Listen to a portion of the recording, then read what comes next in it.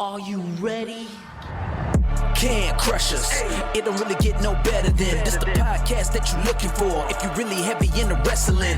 Hosted by the Mark. Energy that's so amazing. Gotta keep it entertaining. Rep the Can Crusher Nation. Yeah, you know what's going down in the ring. Lights out when you hit a ding ding. Knock 'em out like boom bada bing. Hold it down, you can crown me the king. Got a shout out to the Miz and Duke the Dumpster. We choke slamming everybody. Power driving, hit 'em with a face buster. Yeah, this the show you need and it ain't no need for waiting. Mark, hold it down for the Can Crusher Nation. All about wrestling and keep it entertaining. Can Crushers Wrestling Podcast. Time to break 'em, let's go. Yeah. Can Crushers. Yeah. Can Crushers. Let's go.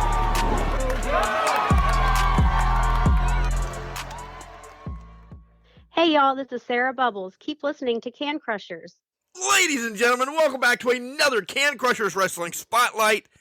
I'm your host, Mark the Mark Martinez, and I have a massive man coming on the show today. He is about 7'12", 367 and 3/8 quarter pound. I don't know, but it's Titan Troy coming on the show, and he is going to talk about getting into professional wrestling. That's what we like. That's what the stories are all about here on Can Crusher Spotlight.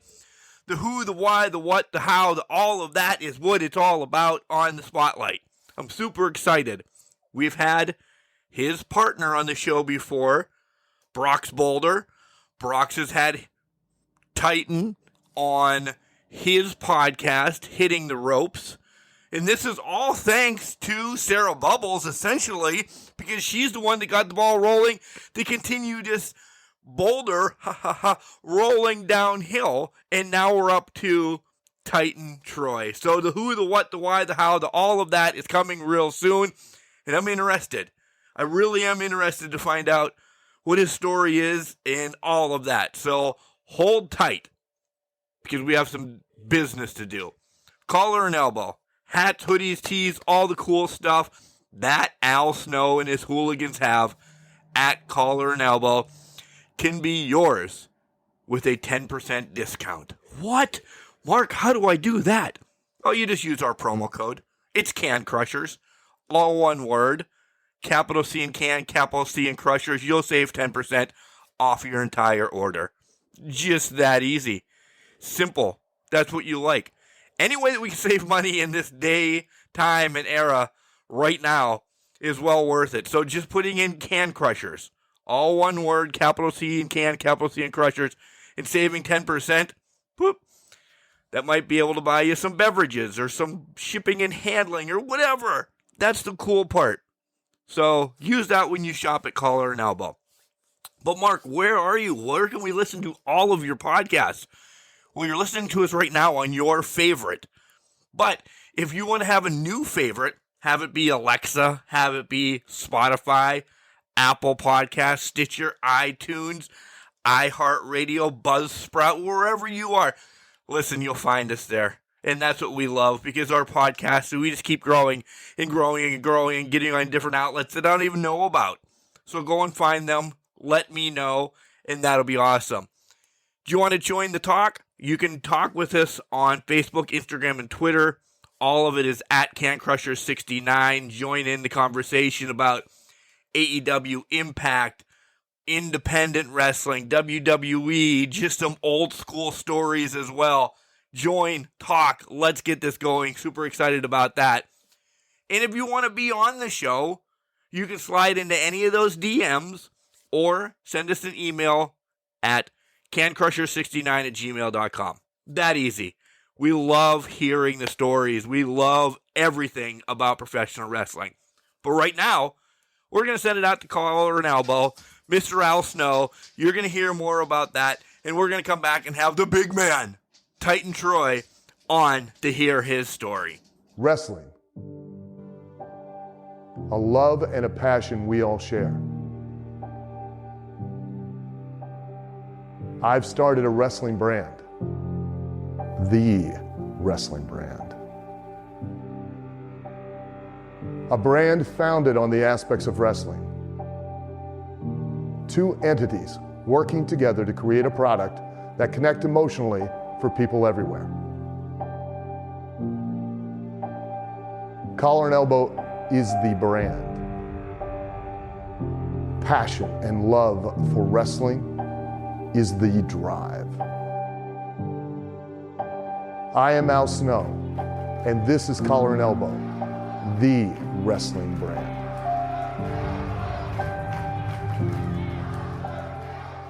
Hey, Can Crusher fans, Brox Boulder. Listen, stay tuned for the best podcast, maybe the second best behind mine.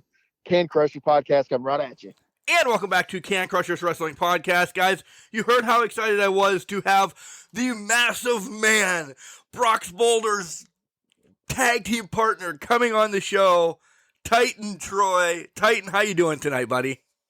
I'm doing good, Mark. How are you? Doing great. I dubbed you up in the intro. I think you're, 7'12", 367.5 pounds. Like, you're a huge man, right? Yeah, something like that. Yeah, that would put you at 8 foot, I think, overall. So, yeah, give a take a few inches. right, without a doubt. I want to say thank you for coming on the show. It means a lot. We love hearing the stories about how you got into professional wrestling. And listen, Titan was supposed to be on 2 podcasts in back-to-back nights, and one was his tag team partners, and Brox got sick. We'll talk about him a little bit. And mine, work has just been horrendous. So poor Troy has had to reschedule for us podcast gurus. So I want to say thank you on air for that as well. Yeah, no problem. I know stuff happens, and you just got to work with what you got. But yeah, I'm glad to be on right now. Yeah, super excited. All right, so let's dive right into this because I need to know, who introduced you to professional wrestling? How did this all come about when you were a little Titan? So, I was introduced in wrestling with probably most people in my area, watching it with your grandparents, and Nice. I would always go down to my papa's house every Monday and Friday and watch whatever was on. So that's always, ever since I was 6 years old, that's always been where I'd be. I just enjoyed watching it. I never stopped. And I started wanting to become a professional wrestler when I found out about FTC and FTC auto grappling. And I knew instantly this is what I want to do. And I'm gonna do what it takes to be there. Awesome. We'll get to training and everything. I want to hear all those stories because there's always a funny training story here or there. But when you were watching it with Grandpa, and side note, my grandfather was the same one. You know, it's always great memories for me, professional wrestling, because I remember my grandfather because he. You know, we had Hogan and Orndorff that we watched, and Flair and Steamboat, and all these old school guys. And I just think of my grandpa, so I'm sure you're the same way. You know, just the memories are always there, right? Oh yeah. I always think about my grandpa when I'm working out or training because I'm ready to. I always look back and say, hey, this is what he would be proud of what I'm doing. And that's kind of a catalyst. That's usually what keeps me going. Yeah, that's cool. Dad moment, I like that. So who are some of your favorites growing up? I was always big on wrestlers like Umaga and Guerrero and Kurt Angle. I never had one set style of wrestler. I always just the ability to do anything or be anyone. Umaga. I love him. I do. I love him, Umaga. I love everything he did, but you don't hear a lot of people saying that was your favorite wrestler. What really attracted you to Umaga? I think it was his intensity. When he was in the ring, he made you believe that he was going to destroy anyone who was in the ring with him. And you believed every second of it because he was just this monster that tore through everyone. Yeah, you're right. I actually, all three of those that you listed, their intensity, now just looking at them as I wrote them down, all three of them, their intensity is off the wall. You have Umaga that just essentially wanted to kill people. You had Angles he was a freaking gold medalist, so that within itself. Right. And then Eddie had his own intensity, have it being like lying, cheating, oh my God, lying, cheating, and stealing, whatever. But there was his own type of intent. I like those three. I really do. Great ones. Yeah, like, especially with, like, Guerrero, he just had this passion. Like, you knew it when he was in that ring. That's the only thing he thought of. Even as much as he lied, cheated, and stealed, he also lived and breathed professional wrestling. Yeah, literally, to the day he passed. I agree. So let's talk about some of your, sports in high school and, because everything leads to the path of professional wrestling. I know talking to wrestlers from, legends to rookies, they all say, hey, I wanted to be a wrestler from the age of 6 or whatever. But your mindset also leads you away because I wanted to be a wrestler at the age of six as well. And then I'm a big wimp. So my way of getting into professional wrestling, ring announcer, commentating, podcasting, stuff like that, I feel the same as you. I don't want to get beat up. But it leads you from like playing football to drama or whatever. How much of all of this was in your, categories in high school? I think a lot of it. So my school didn't have a wrestling program until I was a junior in high school. So I did my junior and half of my senior year in amateur wrestling. And I played baseball here and there, but I wasn't much of a sports person. I liked to be in good shape, but I wanted to focus on more stuff that would help me become a better wrestler, whether that was actually wrestling or looking for schools and whatnot. Did you, aside from wrestling, did you hit the weight room in high school and everything kind of to beef up a little bit there for wrestling, or was like weight training something that didn't come until later? Weight training was a little bit later. I live on a farm, so I usually just did a lot of manual labor. Yeah, you got the country. Labor. You got the country strong, then, boy. I know what you're talking about. Yeah. Yeah, I'm not. I'm not show muscle. I'm go muscle. Yeah, I would. I'd rather fight somebody from a weight room than somebody from a farm, and I'm not fighting anybody, so that's not a challenge to anybody out there.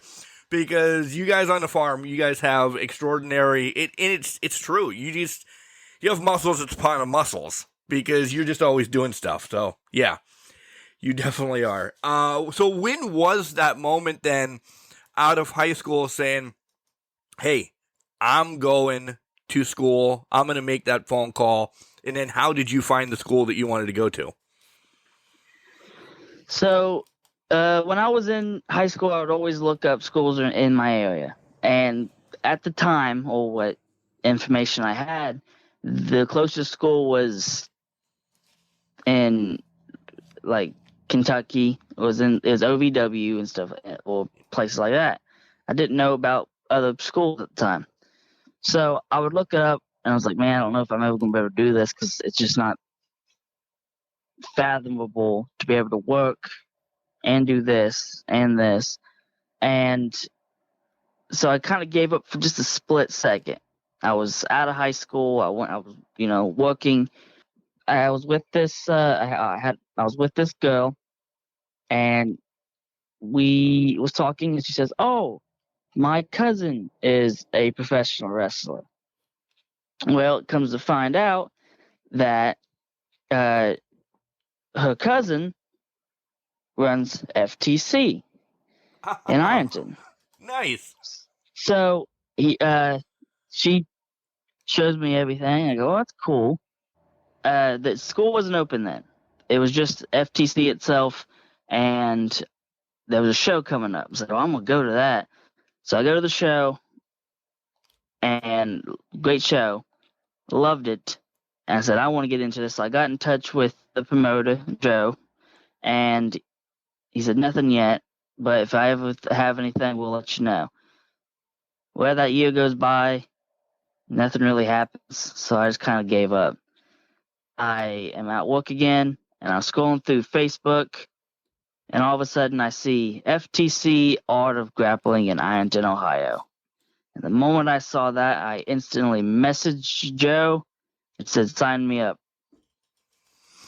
That year wait, though, had to have been excruciating within itself.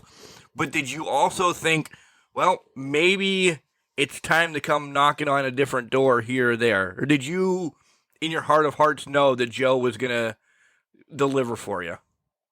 So, yeah, I didn't know that he was going to even open up the school. I just thought he was just brushing me off as, well, this kid wants to be a wrestler. No, I thought it would be like, oh, I could just have a ring in the backyard and we'll work from there. But I didn't know at the time he was actually playing something with Jillian Hall and Bobby Blaze. So I wasn't thinking like that. I was just thinking, well, I guess he stopped actually wanting to. I guess he just was brushing me off. I didn't know at the time. So I was looking for other places, and the other places was in place like in Nitro, West Virginia. So I couldn't make that drive as easy as I could Ironton, Right. Especially with the job I had then and where my current living situation. But the moment I saw auto grappling and saw who was being the trainers, I knew instantly this is where I need to be. I'll do whatever it takes to get there. That wrestling, was that the very first, and I believe it was called Heat Wave or something like this? Yes. Was that your first wrestling experience? Was that your first card that you ever went to? Yeah, that was actually my first independent show I've ever been to. I did like the WWE live events. Those were always fun, but going to Heat Wave, especially, I got the last front row seat, sat right there and watched just these amazing wrestlers who, in 2 years' time, I'm sharing a locker room or I'm in the room with, was just amazing to me. Doesn't that statement that you just said still give you chills? Yes, yeah. Every time I think of it, that just 2 years time, I went from just this pucky fan who's just loved wrestling to the Titan that everyone either respects or fears. But it's a bittersweet feeling where everyone says that you can't make it. It's all on you. It's all up to you to get what you want. Well, it's not, because you always have the people that helped you. Joe helped me. Bobby Blaze helped me. Jillian Hall helped me. So I'm going off topic. No. We're going to get there anyway, so that's fine. Go ahead. Yeah, I mean, we're going to talk about your training in Bobby and Jillian for sure. Yeah, there is no Titan Troy without those three. And there's so many others. Like, there's way too many shout-outs to give off. Just because, I don't know, it's one of those weird, bittersweet things that, oh my gosh, after just 2 years, I went from a fan to a professional wrestler. Yeah, and I heard a story, and you didn't know this guy, but now he's kind of your best friend in the wrestling business. Brox was actually at that event too, huh? Yeah, there was a couple of guys that was at that show watching it, and I never knew them. I wouldn't have noticed them in the room with me. I wouldn't talk to them. And it's weird to think that a year, at the end of that year, that I'm in the ring with them and we're all trying to figure out how the headlock works and how to They're pretty much your family now, essentially, right? Yeah. Yeah. Oh yeah. Yeah, I do anything for a lot of the auto grappling students. So you head to the Art of Grappling, and you come upon Jillian Hall. First of all, everybody knows both of these names by now. I mean, not even by now, but they just know, Jillian Hall, and you're like, oh my God. So that within itself, and then Bobby Blaze, and listen, those are two great ones to have in your back pocket. Troy, do you get a little starstruck first day walking in, going, what am I getting into? This is amazing because look at these two right here. Yeah, I got a little bit the first day, but I didn't want to show it. I did my best not to show that I was starstruck. Oh, that was freaking out. I'm like, oh my gosh, this is a WWE Divas former WWE Divas champion, or this is a former WCW wrestler. I tried to be as cool, calm, and collected as I could have been. I tried to be as professional as I could have been, and because I know I wanted to show them how much I wanted this. Because looking at me at the beginning, I just like some schlub. Well, let's talk about you being this schlub that you call yourself, because now you're the Titan, you're the big man on campus. Let's talk about day one. We have the feels all out of the way.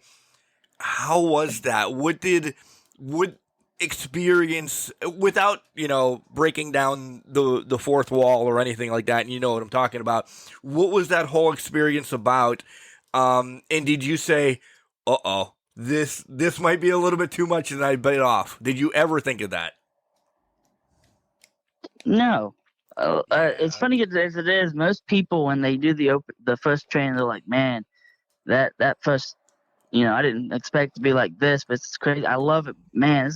I was never terrified of learning. I was never terrified of learning the art of grappling. I was more terrified of disappointing people.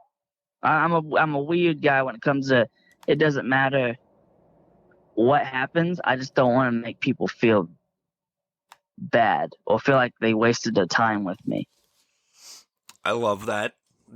Here's my dad moment of the show, folks, because that's exactly the same way I am. I don't care what happens to me. Like, if I would have gone through a training or something and I beaten up, broken down, broken bones or whatever, tucked my tail, I would have felt bad that I wasted, Bobby or Jillian's time, or you because I trained with you, or something like that. So I understand what you're saying. I do. It's more on the other people, because you're a giver. I feel this right now. You're a giver in your real life, that you want to make sure everybody else is okay, and then you're second, right? Yeah. I try to do that, because we all got lives. I get that. And so I just try to make it as easy as possible for everybody, especially now. We work with some new guys. Sometimes they're scared. I get that. I was there. I'm worried about this. Well, we'll get you there. Don't worry about what everyone else is. Someone told me this, and it was probably the best. It was the best advice. Comparison is the thief of joy. Don't compare to yourself. Do not compare yourself to Titan Troy. Do not compare yourself to Brox Boulder. Do not compare yourself to Bobby Blaze. Worry about yourself. Get yourself there. I'll help you get where you need to be. But then it's up to you to make something out of it. Don't compare yourself to me, because then if you do that, you're not going to get to that level, because you're just going to get burnt out. I love that. That's not even wrestling advice. That's life advice. I always ask best advice or anything like that. That's great advice for the wrestling business, but it's amazing advice for life, because, hey, we all have something going on in life, And sometimes people hide it. Some people, you don't know. So don't compare me to you or you to Brox. I love exactly that you said that. And yeah, great way of putting it too. So thank you. That put a big smile on my face, knowing that that's the way that you live. That's your motto essentially in life, right? Yeah. So let's talk about training a little bit. Once we get through, the first day and you know everything, what was the hardest thing for you to catch up on? Was it the actual running of the ropes? Because that's pretty crazy. Was it, actually throwing yourself down in a mat because that's unnatural? What was the hardest thing for you to catch on to in wrestling training? I think the hardest thing for me was the selling aspect. Try to get people to actually want to come and see me, or make them want to believe in me. Because I wasn't used to that. I'm not a. I didn't know how to get people's attention. In the ring, like I'm just doing all this stuff, but if I don't give them a reason to watch what I'm doing, what's the point? Kind of like the marketing of the match then, the storyline Yeah. maybe? Yeah. Yeah, I was really bad. I wasn't the best at that. So how did you, as we have other wrestlers that listen and maybe they could help, how did you jump over that barrier? Who helped you? Was it Jillian? Was it Bobby? Was it Brox? Was it, Sarah?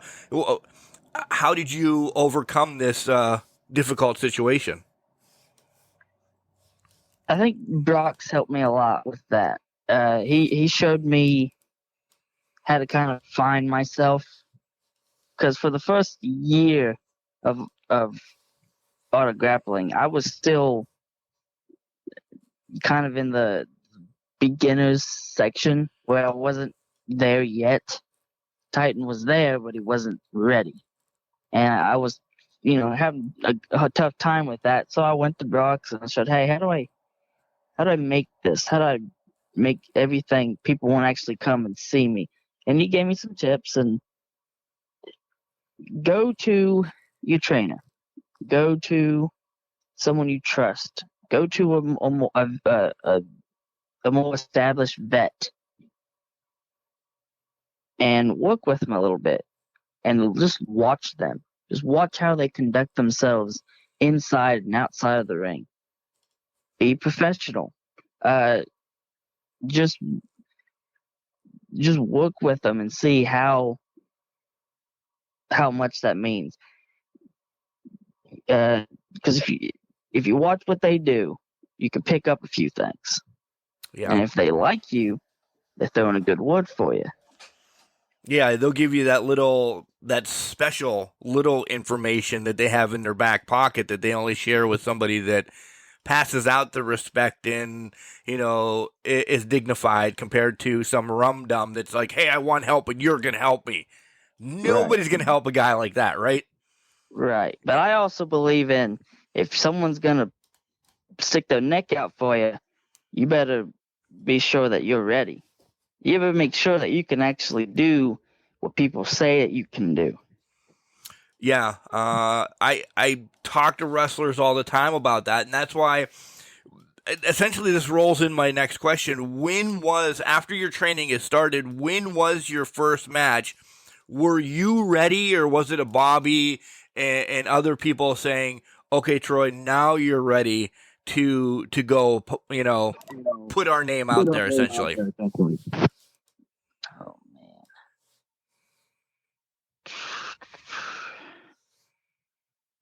So I think my first match, and it wasn't, let's say, I'm trying to think when the first match was entirely, because I had a few, just little matches, and I was just working every here and there. I think it was at the Carter County Fair, and I wrestled Josh the Rocket Benson. And I got in there, 100-degree weather.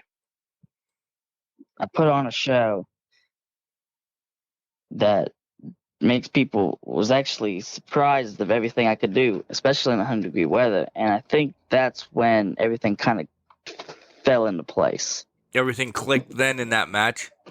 I think so. Nice.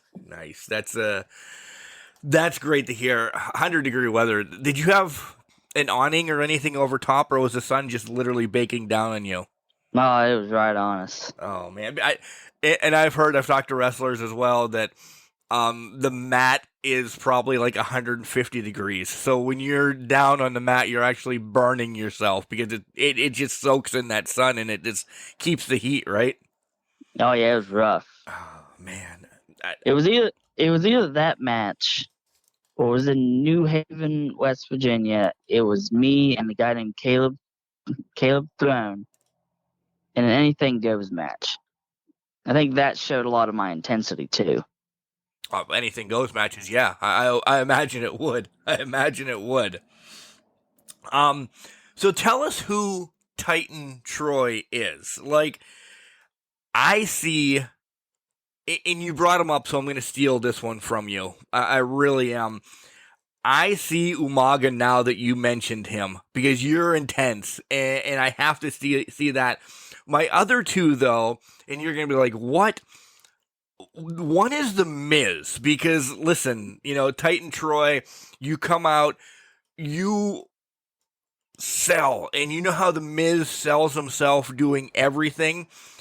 Your story a minute ago or so about how you couldn't kind of market yourself in the ring, I never would have believed that if I didn't hear it from you, because now you sell yourself. You're out there, you're selling yourself. So that's why I throw The Miz in, because you're just, I don't want to say you're over the top, but you know how The Miz is over the top, and that's actually a great thing in professional wrestling? That's you. I really do think that's you. And then, kind of wrestling-wise, I don't know, I kind of see, I maybe like a Tommy Dreamer-esque / Rhino, because you're just balls to the wall all the time, So Umaga for the intensity, which I completely stole from you because I love that. The overtopism of The Miz, and then Rhino / Tommy Dreamer, because you're just go, go, go, go, go. Are any of those three in your category? I could see that. No one's ever brought that up to me. But yeah, I could definitely see that, especially like Rhino and Tommy Dreamer thing. Well, I'm just kind of I go from the ground. You're like a wrecking ball. Yeah. Yeah, I could see that. I like those. Okay.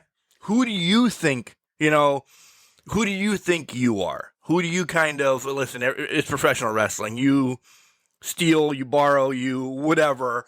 Reevaluate. Who are three wrestlers that really are a big part of your scope? I feel like a lot of people's going to say this because everyone wants to be him. But I always thought I had the mannerisms of Stone Cold Steve Austin. Like, I go in there and I'm ready for a fight. That's where the Rhino and Tommy Dreamer came from. So makes sense. Yeah. Okay. Yep. It was that, and I don't know. I like the ones you said, so I could never really think. I always thought I was just one of those people where I was like ready for a fight, ready for anything. Doesn't matter what kind of challenge it is. I don't care who's in the ring with me. I'm ready to go. You can steal mine. You can tell everybody mine then, because they're out there.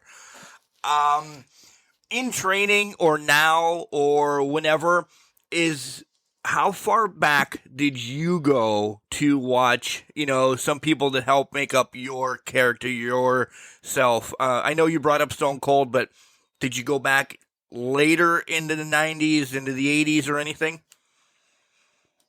Oh, I went back to a lot of the 80s. One, I wanted to see some of the old stuff because some of the old stuff is new nowadays. It really and is. But also Bobby, he would always recommend. I would always go to him and say, "Hey, what do you recommend for like a certain hold or this, and he goes, "Oh, go back to." He could on a dime pick a match, and it's never and very rarely does Bobby pick one of his matches. He usually picks like these other two guys, like, "Go put these guys and these guys." And every once in a while, he'll throw in one of his matches, and you'll see something that he did, and you go, "Oh, I want to do that." He doesn't want you stealing his stuff, is what it is. No, he just listen. I couldn't do it justice. Bobby Blaze is one of a kind. He really is. He really is. He's amazing. I could see Bobby throwing out, go watch some Zabisco, go watch some Anderson, go watch some Blanchard, stuff like that. Malenkos for your technical stuff. Yeah. Yeah, he brings you out a whole and on different styles too. It's not just technical wrestling. We have students who's high flyers. He says, "Go watch Juventud Guerrero." He says, "Go watch these guys." We have powerhouses. He says, "Go watch this guy. Go see this." Yep. And even with the girls, he goes, "Oh, I got something for you." He goes, because he'll train don't stop after Bobby is out of the building, like all day, all week. You'll be sitting at your house, and he'll be sitting at his house, and he's writing down stuff for individuals, not just the whole class. He's not a cookie cutter coach. He's writing down stuff for me. He's writing stuff for Brox. He's writing stuff for Sarah. He's writing stuff. He's got little things. He goes, "Hey, I want to show you." He comes in training. He goes, "Hey, I want to show you something." He goes, "You can do it, but also these people can do it too if they want. You can do this." And so that's passion, desire, and the will for his name to be attached to great wrestlers to build for the future. Like, that's right. His heart. First and foremost, his heart is made of gold, and he wants to continue the professional wrestling business from what he had until forever to be amazing.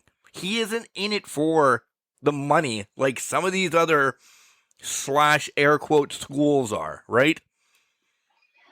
Oh yeah, he's there. He's not there for the money. He's there because he loves it and he wants to give back. And he only puts specific people that he's trained. Most of the time, he'll tell people, "Hey, I helped him." But there's only very small handful he says he's trained. Yeah.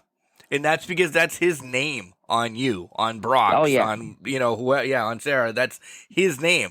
He doesn't want his name drugged through the mud because of some bozo that doesn't do stuff right.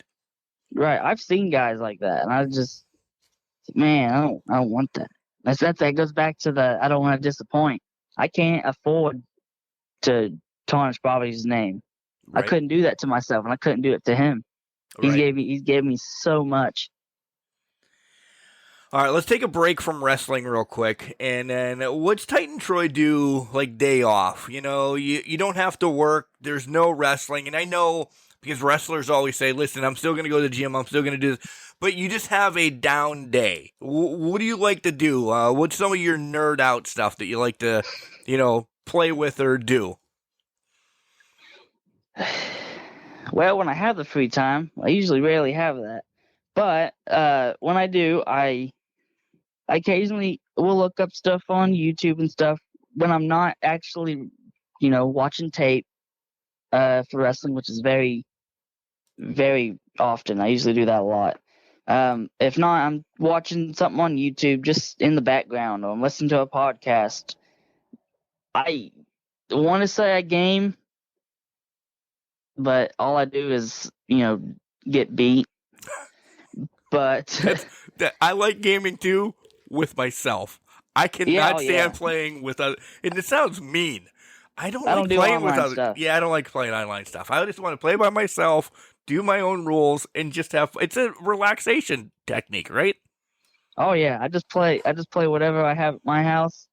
I don't do the online stuff because all I do is lose. So what's the point? If I want to lose a game, I'll just not play. Right. Thank you. That's me. Yep. If not, I'm not doing that. I'm usually taking my old lady to the mall or out to eat, stuff like that. Yeah, a family man type of guy, you know, just being a bum, doing your thing. I like that. You did the best advice thing, so we kind of we shifted gears on that. So this is the hard question, I guess. Everybody's like, wow, I don't believe you actually asked that. Wrestling continues to change for the good, for the good, for the good. There is still some bad, you know, scumbags or whatever around in the business. What would you like to change and have it just erased from wrestling? And just, it would be good. Because there's stigmas out there. There's still, wrestling is kind of dirty. Oh, man. Yeah, see, I said this is the biggest, hardest one for everybody. It is, because there's a few things. And I know what Brock has already said, so I'm going to try to refrain from just adding it. I do agree with him, but I'm just going to refrain from saying thigh slaps. Yep. Oh, man. You know, I got to go with the goofy. I can't say goofy, because there's a limit. I don't know where it is, though. There's always a limit when it comes to everything. I think everything has its place, but there's a limit. I'm going to say leave egos. I think the one thing that backstage ego politics is what needs to end. That's back-to-back weeks, folks, for backstage egos. I love that, and I love that it's out there. I really do. Don't come at anybody. Don't hate or anything, because I've seen it. I've been backstage to a couple federations, organizations, whatever you want to call them, and it's too much. You're all there as a family trying to do one thing. Make money for the company, grow as wrestlers, puts ass in seats, as Ricky Morton would say, and just essentially tell a story. Don't be a douchebag in the back. That's not his words, those are mine. But if he wants to jump on that bandwagon, he can. So thank you for being and saying that, because I agree. The egos across professional wrestling have to drop. We're all in it for one reason, right? Yeah. We're just trying to make everything better and everything more. Just, heck, listen, we know the independent scene isn't always the best. You know, sometimes you get hurt.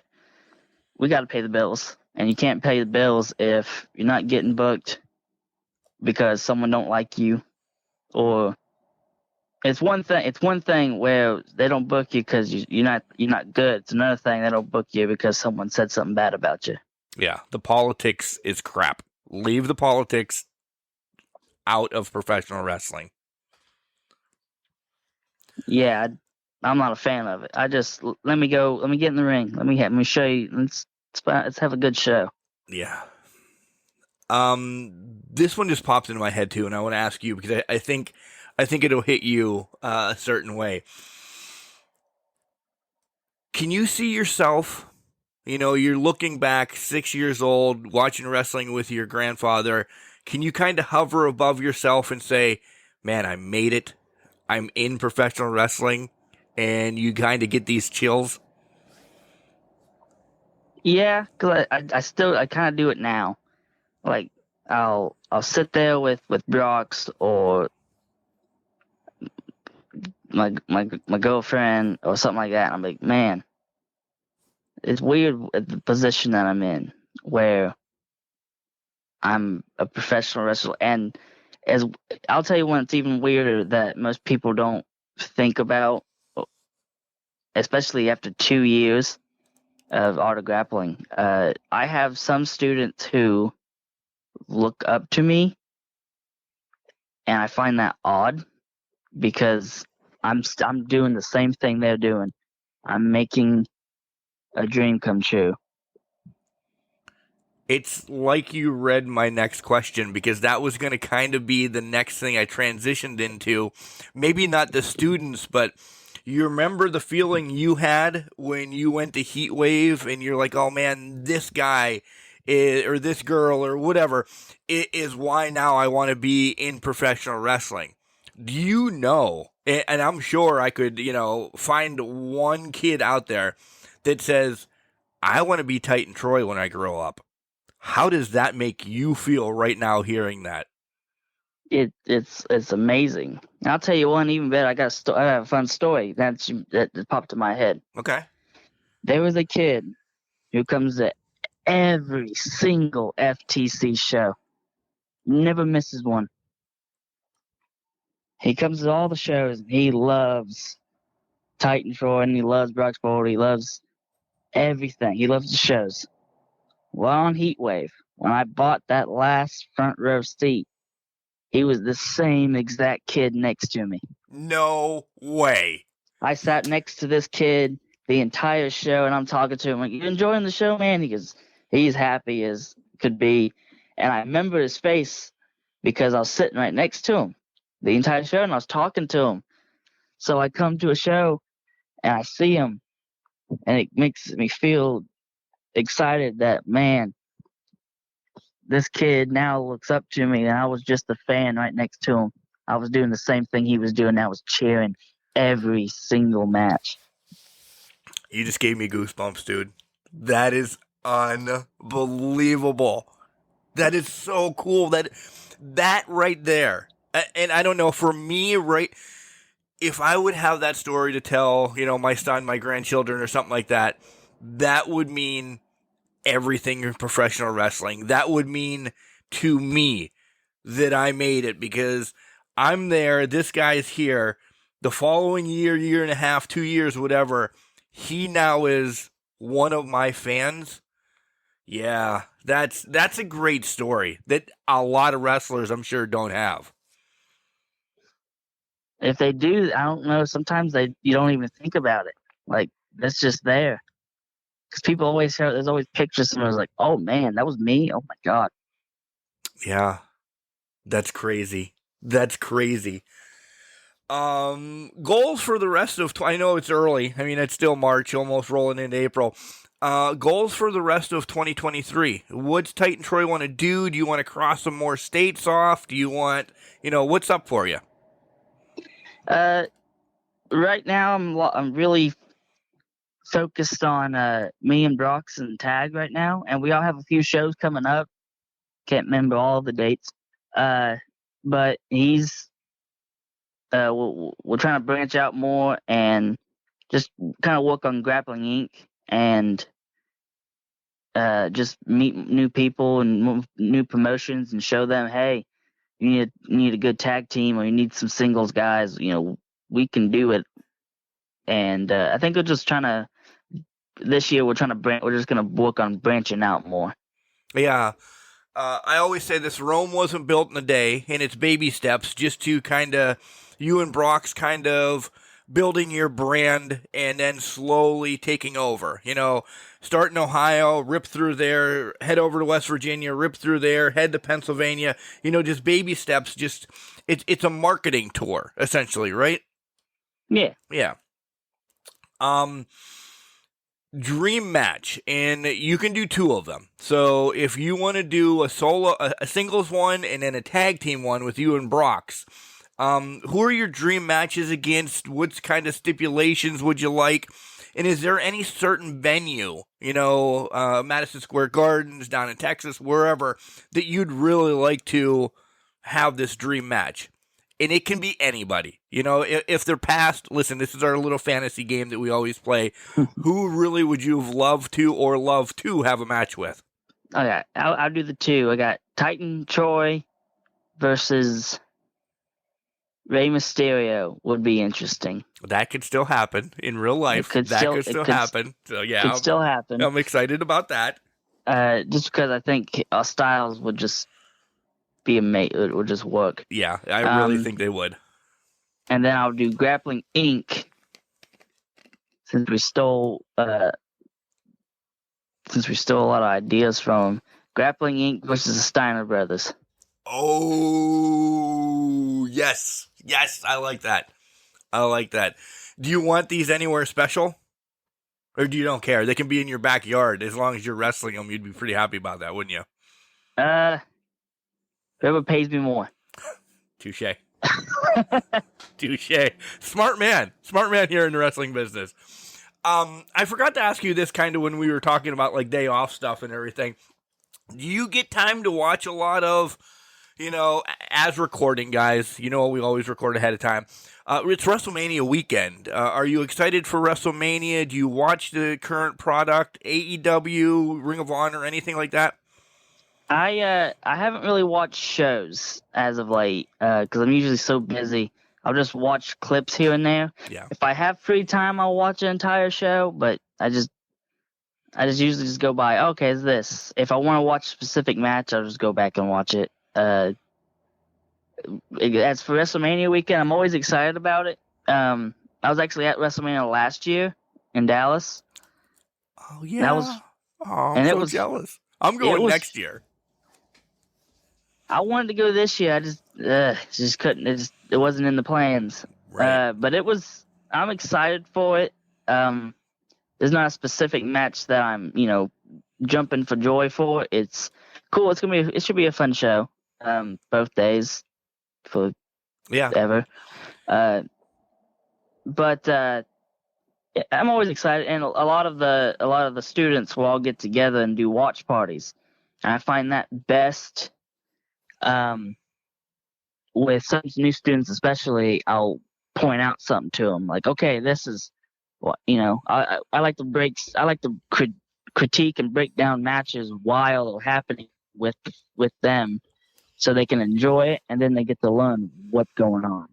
Brox actually brought that up during his podcast, that you guys all get together maybe for like a pay-per-view or a wrestling night or something.